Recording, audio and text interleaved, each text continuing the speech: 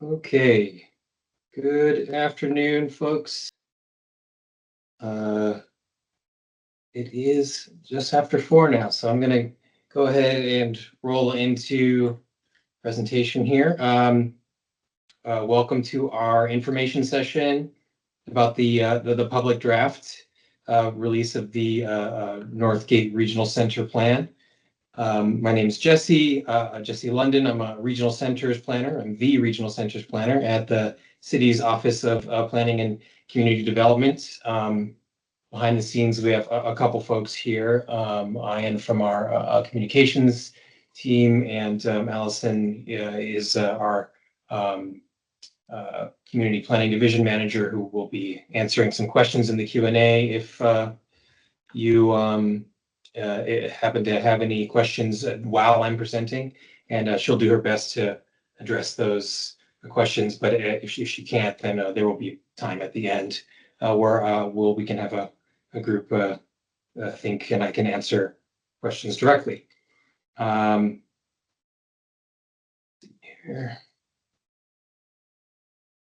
Great. So the goal of today's meetings, we have a couple items on the agenda. First, it's just to lay the groundwork and tell you about regional centers planning and the Northgate plan itself. And then I will point you toward the best ways to provide feedback on the plan. Like I said, there will be a little Q&A at the end, and just as some housekeeping, just note that we are recording the meeting today, and that will be posted online for viewing for the public afterward. Before we get started, if you could familiarize yourself with the Microsoft Teams interface here. Like I said, Allison will be answering questions in the Q&A as best she can, and I'll leave time for Q&A at the end for me. That Q&A is sort of will function as the chat here. Since there won't be like an open chat between everybody, that'll be something that our Allison can moderate, and then we can filter up. And then I can also, I think I can see that you've raised hands or things like that, and I can, or at least Allison can, and we can unmute folks towards the end if we want to have an exchange verbally. All right, so let's get into it. Regional centers planning. So what are regional centers? Well, they are effectively the 7 densest neighborhoods, or planned to be densest neighborhoods in the city, as designated by the city's One Seattle Comprehensive Plan, which was adopted at the end of last year. In fact, these plans, upon adoption, will become part of that One Seattle Plan when it's all said and done, when they're adopted by council. Not only does it behoove us to take that extra care to strategically plan for the relatively higher growth in housing and jobs that were signed to these neighborhoods by that One Seattle Plan, but it is also required by our regional planning authority, the Puget Sound Regional Council. And so certifying these plans via the Puget Sound Regional Council, or PSRC, that qualifies these neighborhoods for some tens of millions of dollars in future transportation funding. So that's why we want to adopt them in a timely fashion. And that's something I'll share the timeline on later in the presentation. Speaking of which, here we go. After working on this plan with the community and our partner agencies for a couple years now, we're in the sort of final phases of the process. After getting this round of public comment from you all, we'll incorporate those comments and then send it along to council. I haven't said this yet, but I'll say it a few times throughout the plan, throughout the presentation. The public draft was released on the 11th and will be open until April 10th. So that's your opportunity window to respond to the survey and submit comment letters on behalf of your organization. But that won't be the last time that I mention that here.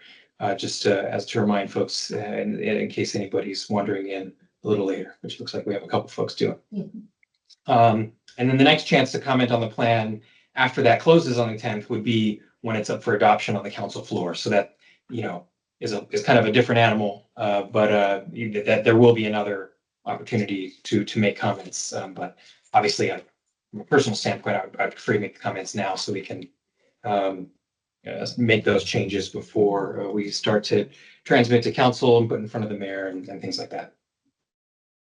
Oh, and here we are. So what is in these plans at that large here, all of these regional center plans? These will contain a list of goals, policies, and actions pertaining to things like land use, transportation, the environment, housing, and the local economy.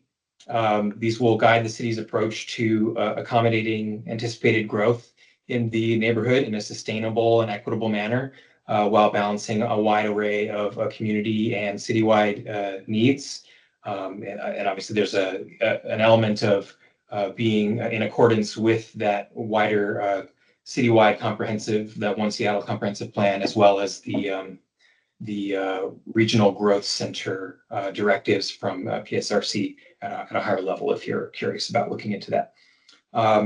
The final product will be a policy document that is adopted by the mayor and council that will serve as a guide for policymakers for the next several years. It's also worth noting that the plan will include a future land use map to guide zoning changes in the nearer term, and a list of transportation projects, as well as a consolidated table of implementation actions that are assigned to various departments. And I'll go into a little bit more detail about those and the hierarchy of the plan language in a few slides. So here is an example of how that looks in the plan, in the Northgate plan in particular. This is a trimmed down example page from the plan itself. I want to draw your attention just simply, we're not looking at the text here necessarily, although you can if you want to later, I guess. But I want to draw your attention to the hierarchy of statements here. So first, the plan is divided into 5 primary themes that we heard from not only the community, but from our technical research that preceded our policy writing. I'll describe those in more detail a little bit later, but the theme here in this section of the plan is called A Neighborhood for All Seasons. Within each theme, there are something like 3 to 6 goals, depending on the theme. Each goal has a number of policies to support the goal, and each policy has even more specific action steps. And in the implementation appendix, which is a spreadsheet that's on the website as a supporting document to the plan itself, you can find all of those actions in one place if you're interested, and that'll give you an idea of how the city departments can follow through on the action items that we detail in this plan. And it is worth noting that all 7 of the regional centers plans, including the downtown plan, which is also public now, will follow this format. So it's something that if you're following along with all of the plans, can kind of get used to and expect. Taking just a half step back here, I want to touch on our approach to how we built these plans. At the foundation of the plans is our community engagement, through which we stressed touching base with historically underrepresented groups. We also prepared a series of thorough technical reports on existing regulations, built and natural environment conditions, public services, things like that. And those reports are also available during the public comment period on the same page as the plan itself. And those were the 2 foundational items, the engagement and the research that gave us the info we needed to inform our vision that we established for the community, and a high level policy direction, which we vetted again with the community and internally with our partner agencies here within the city. And all of that led to our draft plan, which we're now sharing here before transmitting to council later this year.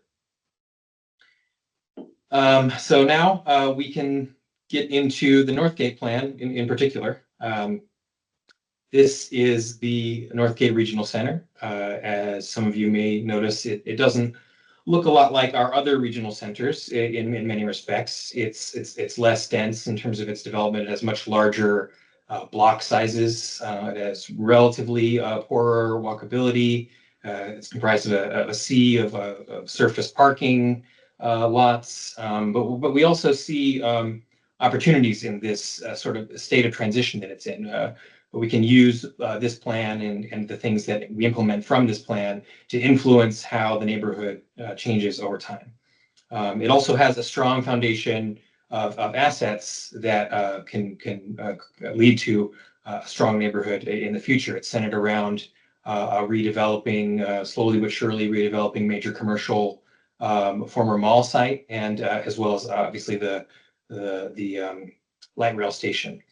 It has a cluster of medical uses. It has the Kraken Iceplex within the former mall site. It has some really spectacular natural features in the Thornton Creek and Beaver Pond and Barton Woods, and multiple affordable housing projects in the pipeline as well, which will set a nice foundation for the housing stock in the neighborhood for years to come.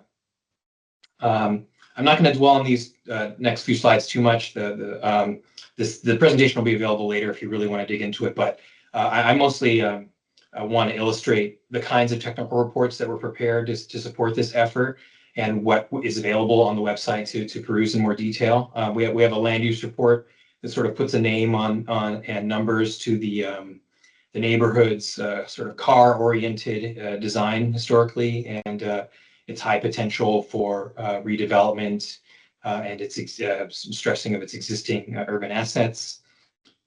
We have a report that it contains some research on housing conditions, which illustrates some trends in housing development, rents, opportunities to provide more residents with that access to high capacity transit around the light rail station and transit center. And that talks a little bit about what the housing stock looks like now and stands to look like in the future.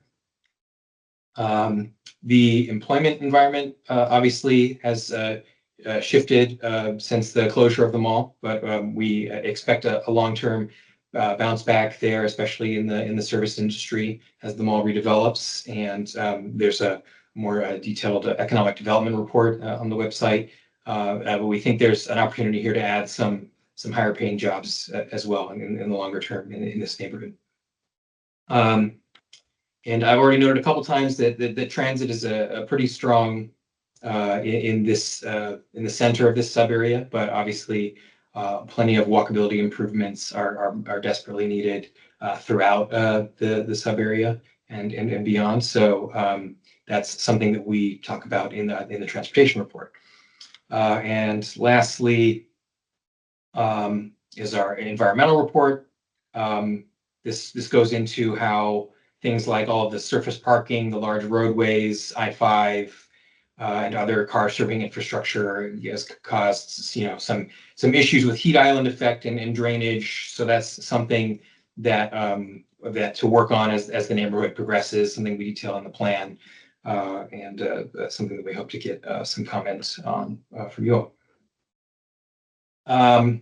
Going into our public engagement approach, as I mentioned earlier, our outreach stressed the engagement of the historically underrepresented groups and the ideas that those folks shared during our outreach. These critical folks included service workers, renters, students, folks that speak languages other than English at home, and we tried to ensure that we were getting a high proportion of comments from our residents and workers and visitors of color to this neighborhood. But we also had multiple rounds of wide-reaching surveys and direct engagement with some of our more active community groups. We also had interactive posters put up in public spaces. We held a few pop-ups. Our SDOT staff were out there handing out flyers and getting comments on their project list and among a number of other efforts over the past several years. Some of the organizations we reached early on in the process are listed here. There's a much more comprehensive list in the first few pages of the plan document, but there's the pretty active folks that we touch on base with anytime we're in the area, the Thornton Creek Alliance, the Urban League, but then there's also folks that we felt were a little harder to reach historically that we wanted to get in front of early in the process and get some of their ideas, the East African Elders, the Idris Mosque, the Community Roots Housing, and things like that. And then some newer entities that are more active in the neighborhood more recently, the Kraken, the Seattle Housing Authority, and those kinds of entities. So the primary themes we heard from the public probably won't shock anyone that their folks are missing that level of activity that the mall used to bring, and are wondering sort of what's next for the neighborhood. Neighborhood identity is something that's on everyone's mind. What will this neighborhood be, and who will it be for in the future? And there's a desire for that new development that the mall will bring, and a vibrant street life that a transit-oriented lifestyle and a walkable neighborhood could bring to the core of this neighborhood. Other public feedback themes: Thornton Creek, Beaver Pond, Barton Woods. I mentioned those. Those are quite clearly treasured environmental assets and green spaces. But beyond that, there's a couple of parks in the area, but that they're relatively few and far between, depending on what areas of the city you're comparing to, and in many cases difficult to access by anything other than car, which can be challenging for certain residents. And then, of course, walkability, again, a massive issue, and something we need to address in the short and long term. I did want to also pause to highlight the contributions we got from our Indigenous planning consultant, Old Growth Solutions, which at the time they wrote these reports, they were called Tahoma Peak Solutions. So as part of our technical work and engagement, we looked into how best to use the neighborhood's sort of state of transition that it's in to implement elements of a neighborhood that can serve an urban Indigenous community. And we worked with this firm to develop these 3 reports on what these elements might be, and how those could work in Northgate. And these included things like certain housing typologies, kinds of services that those folks would need, and particularly a focus on the neighborhood's relationship with the area's natural features.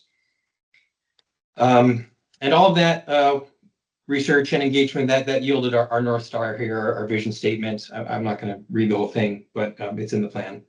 And in summary, we think we want it all, and we think we can have it all here in Northgate. All of the building blocks of a complete urban neighborhood with comprehensive set of amenities, and a neighborhood that's walkable and has plenty of public spaces. We think that there's an opportunity in the neighborhood state of transition to accomplish all of those things in this 20-year vision. For it's ambitious, but something that's doable through the policy and action statements that we propose through the plan.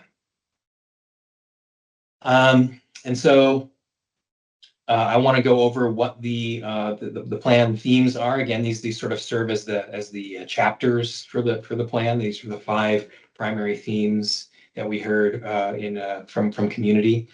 It's sort of paraphrased a little bit here, but and meant to capture all of the complex issues and policy ideas that the plan includes.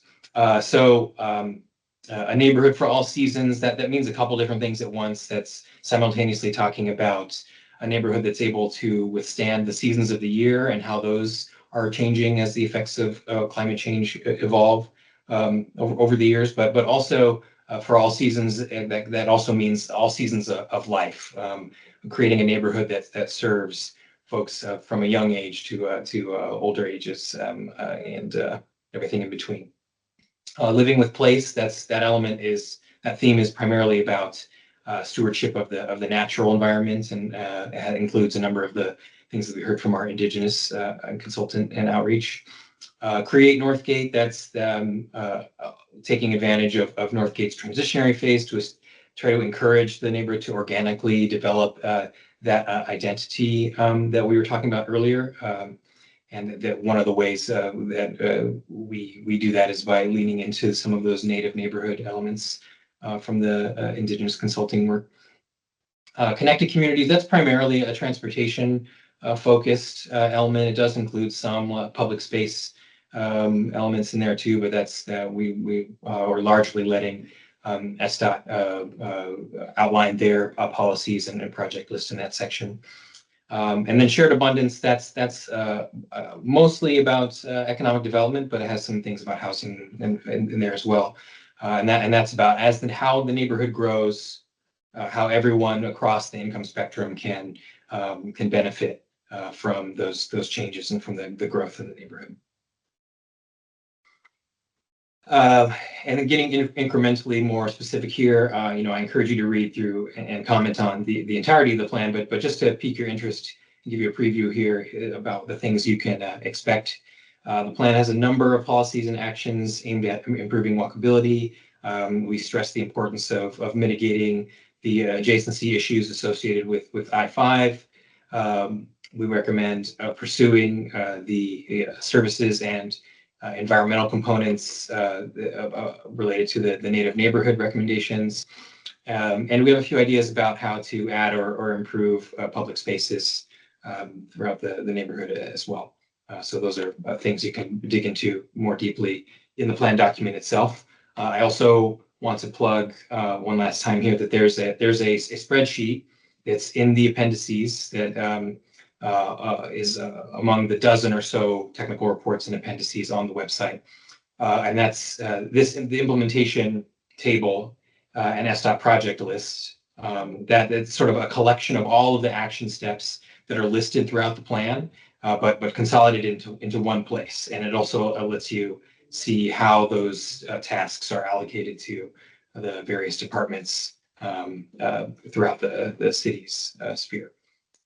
So I definitely recommend looking at that as well and providing comments if you see anything missing.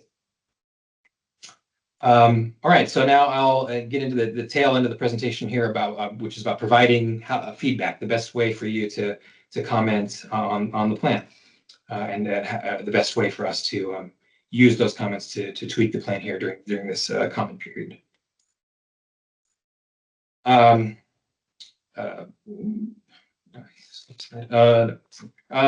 the comment period, as I mentioned earlier, that closes on April 10th.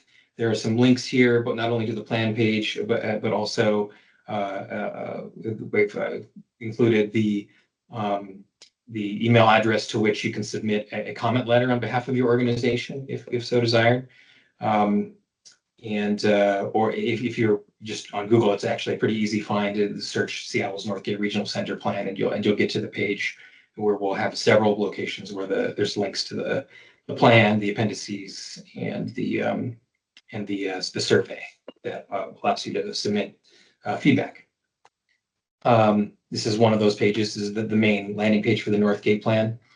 I've circled the links here, but the project documents tab there on the left also, that's where you'll find the full suite of supporting documents as well. I mentioned the implementation table and all of those existing conditions reports earlier in the presentation. So the survey, I just want to give you a quick preview of what's included in that. As I mentioned, this is the best way to provide feedback to us so that we can cleanly sort of look at everyone's comments and see what the trends are in terms of feedback on the plan. The first few questions are optional. Really, all the questions are optional, but this is just asking some basic information about yourself. This helps us get a better sense of who we're reaching in this round of outreach, and if anyone is missing, and if we need to make sure we engage specific audiences more directly to get some comments towards the tail end of our comment period. But then later is sort of the ability to comment on the meat of the plan. That's starting with question 8. You can start to you can identify what chapter, or in this case, what theme you want to provide comment. And then you can provide your comment that's related to that theme. And then if you have more to say, you can just tell us there. If you see the example of question 10 there, just check yes. And another prompt will come up that lets you go through this cycle of questions all over again. Identify the next theme that you want to comment on, enter your comment on something that you've seen in that theme that you want to tell us about, and then again, it'll give you another opportunity to say if you have even more to say, and you can do that over and over again to your heart's content. Yeah, and next steps, like I said, public comment period closes April 10th. We'll incorporate changes after that as necessary. we'll finalize the plan and send to council. We want to transmit the plan in May. And then adoption would come later this year as it hits council floor. And again, that would be your next opportunity to provide public feedback. And so that would be roughly at the end of the summer before we hit budget season. Yeah, I'll pause there. This is where I'll open the floor for more Q&A. Do we have any questions? Let's see. I have not seen any questions in the Q&A. Okay. See if I can We help. see it. I have a hand from Ruth. Okay, great. And I'm allowing Ruth's mic. So Ruth, if you want to go ahead and unmute yourself, you should be able to speak now. Ruth, we can't hear you if you're speaking at the moment. You have to unmute your mic. Feel free to also enter comments into the Q&A. Sean also has a hand raised. Sean, you should be able to unmute yourself now. Okay, I'll try again. Yeah, one thing I've been really looking for, my mother, I moved my mother out here from DC to Lake City, partly because there was a walking distance Walgreens and grocery store in Fred Meyer, and about 2 months after she moved there, Walgreens closed, and now, as you are well aware, Fred Meyer closed last year. So it's really, really tough to find the adequate options for senior housing in this space as distinct from affordable housing. I mean, they broadly overlap because seniors have fixed incomes and it's challenging, but also their needs are not exactly one and the same, and there needs to be real attention paid to the mix of housing and the eligibility requirements, right? Because in some cases there's that donut hole effect for accessing senior. You might not qualify for lower income housing, but you can't afford the rest of the range of housing. So I've not seen a lot of attention paid in future planning for addressing that range of specific needs. There's a woman who has Parkinson's, is doing fine now, but basically we need to find a place where she can move into a place that she can afford. And before she needs assisted living, ideally there is a mix of assisted living in that same building so that when the time comes, she can shift right into that space. I've been trying to find information by literally walking. I live directly across the highway, and I walk around and look at every posting that I can and try to search online, but it's very difficult to find prospective planning information about what is going to be there in the future. So that's a long-standing issue. I mean, I've been looking at this since 2020, and it's very difficult to track. And I guess that's more of a comment and a request than a statement. I mean, Yeah, a question. No, fair enough. Fair enough. Thank you. But Definitely a lot to deal with, Sean. I appreciate that. And yeah, Jesse is taking notes as we go. Any other questions or comments? Feel free to raise a hand. I don't see any posts in the Q&A. Well, I think we'll give it a few more seconds, but right on, I think on Jesse's slides and on the website is also the Northgate plan email address. So that's also, right, as if things come up, you have additional questions, that's a place to ask them. But regardless, I think would love to hear from folks through the survey in particular, and any help, with connections that you have in your own community, helping get the word out to others who may not have engaged yet in the plan. But with that, I think we can end the meeting. Thank you so much for joining us today.